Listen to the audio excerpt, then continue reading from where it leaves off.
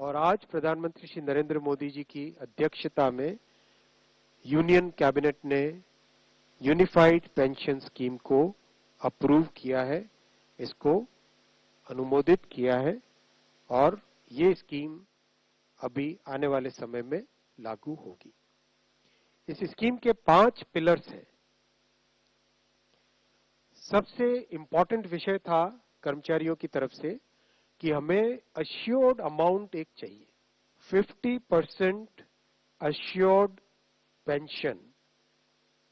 ये इस यूपीएस का सबसे पहला पिलर है। इसकी डिटेलिंग देखनी चाहिए हमें। जो ये अमाउंट मिलेगा वो रिटायरमेंट से पहले के 12 महीनों की एवरेज बेसिक पे का 50% होगा।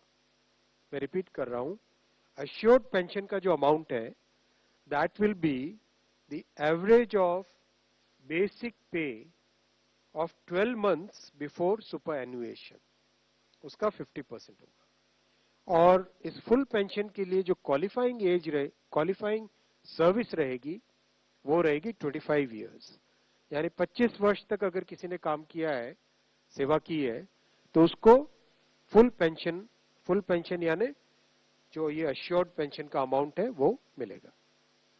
25 साल से अगर कम है लेकिन 10 साल से ज्यादा है तो उसमें प्रोपोर्शनेट पेंशन रहेगी, प्रो रेटा वो पेंशन का अमाउंट बनेगा। जो कभी किसी कर्मचारी की डेथ हो जाए तो फैमिली पेंशन एक बहुत बड़ा, स्पाउस के लिए ये बहुत बड़ी एम्प्लॉयज की एक रिक्वायरमेंट थी, डिमांड थी। तो सेकंड पिलर इस यूपीएस का है अश्योर्ड फैमिली पेंशन। किसी भी कर्मचारी के डिमाइज से पहले, इमीडिएटली पहले जो पेंशन थी, अमाउंट था, उसका 60% मिलेगा एम्प्लॉय के, डिसीज्ड एम्प्लॉय के स्पाउस को। ये सेकंड पिलर है। थर्ड पिलर है अश्योर्ड मिनिमम पेंशन। कई बार देखा कि सर्विस कम होती है और कंट्रीब्यूशन जितना हुआ है उससे एक सफिशिएंट अमाउंट नहीं मिल पाता था, और ये अपने आप में एक बड़ा विषय था केंद्र सरकार के कर्मचारियों का और एनपीएस में जुड़े सभी कर्मचारियों का। इसीलिए एक minimum assured pension, assured minimum pension 10,000 rupees per month, वो इसमें यूपीएस में थर्ड पिलर ये रखा गया है। इसके साथ आगे वाले पॉइंट को जोड़ के करेंगे तो अगर डीएनएस रिलीफ यानी महंगाई से रिलेटेड रिलीफ जो मिलेगी तो वो आज की तारीख में होते होते करीब करीब 15,000 रुपए पर मंथ हो जाती है, which is a substantial relief part of this entire pension system. Fourth pillar है इन्फ्लेशन के साथ इंडेक्सेशन।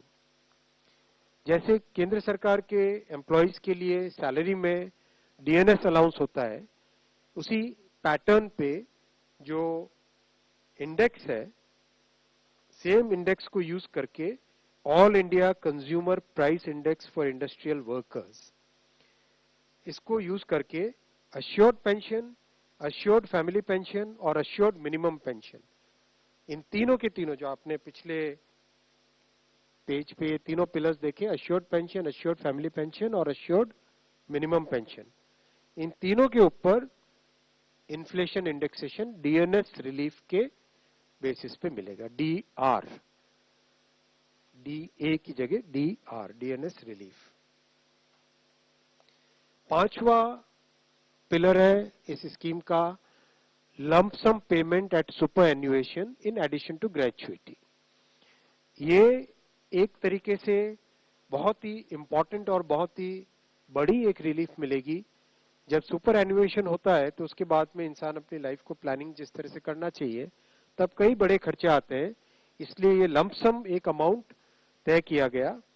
यह है कि हर 6 महीने की सर्विस के लिए मंथली इमोल्यूमेंट्स विच मीन्स पे एंड डीए कंबाइंड, उसका 10% अमाउंट। तो ये एक अपने आप में सब्सटैंशियल एक अमाउंट रह जाएगा। जैसे मान लीजिए किसी का 30 इयर्स की सेवा है तो उसमें करीब करीब 6 महीने की सैलरी, सोमनाथन साहब दैट्स करेक्ट ना, करीब करीब 6, तो उसको 6 महीने की इमोल्यूमेंट्स जो उसकी रहेगी पे प्लस डीए मिला के वो एक लमसम अमाउंट की तरह मिलेगा। ये 5 पिलर्स को लेके आज यूनिफाइड पेंशन स्कीम अप्रूव हुई है। ये स्कीम केंद्र सरकार के करीब 23 लाख कर्मचारी, करीब 23 लाख एम्प्लॉइज हैं, उनको इसका बेनिफिट मिलेगा। ऑप्शन रहेगा, कोई अगर एनपीएस में रहना चाहे तो एनपीएस में रह सकता है, यूपीएस में ऑप्ट करना चाहे which is naturally a very attractive scheme, तो उसमें ऑप्ट कर सकता है। प्लस राज्य सरकारें अगर इसी फ्रेमवर्क को, इसी आर्किटेक्चर को यूज करना चाहे तो राज्य सरकारें भी इस आर्किटेक्चर को यूज कर सकती है। अगर राज्य सरकार के कर्मचारी भी इसमें शामिल होते हैं तो करीब 90 लाख के आसपास टोटल कर्मचारी इसका बेनिफिट मिलेगा। सबसे इंपॉर्टेंट जो आज के इस फैसले का बहुत ही महत्वपूर्ण पार्ट है वो है कि कर्मचारियों पर इस स्कीम का भार नहीं पड़ेगा। आज एम्प्लॉइज 10% कंट्रीब्यूट करते हैं और आपको जानकारी होगी कि 10 वर्ष पहले तक सरकार भी 10% कंट्रीब्यूट करती थी, यानी 10+10 टोटल कंट्रीब्यूशन होता था। लेकिन मोदी जी ने 2019 में इस 10% कंट्रीब्यूशन को बढ़ा के 14% किया था। जो केंद्र सरकार का कंट्रीब्यूशन है उसको बढ़ा के 14% किया था। That itself was a very big contribution, big jump in the amount of contribution. अब वो कंट्रीब्यूशन बढ़ के 18.5% हो जाएगा। वो कंट्रीब्यूशन बढ़ के 18.5% हो जाएगा। ये स्कीम 1/4/2025 से लागू होगी।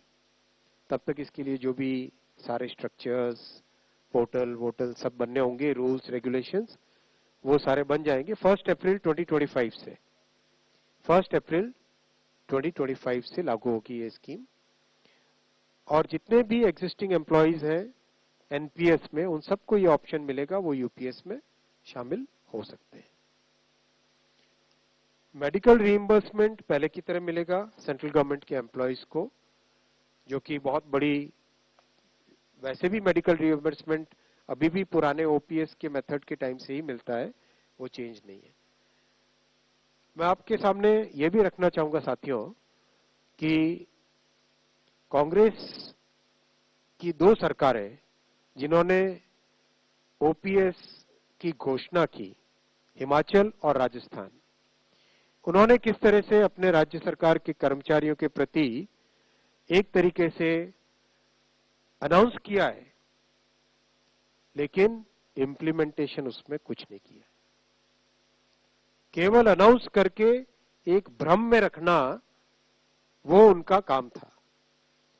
इसके विपरीत प्रधानमंत्री श्री नरेंद्र मोदी जी का जो काम है, आप देखो, ये completely well thought through, extensively